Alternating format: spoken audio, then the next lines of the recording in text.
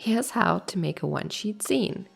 Start with a flat, gorgeous piece of paper and make a hot dog fold. That's long edge to long edge.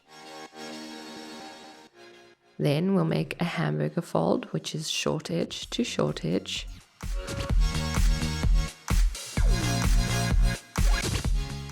And fold this in half again, both sides.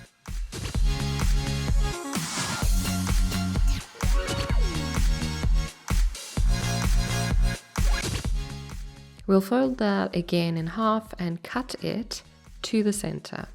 You'll stop at the fold. And then the only way to explain the next step is to squish. And squish it into a booklet.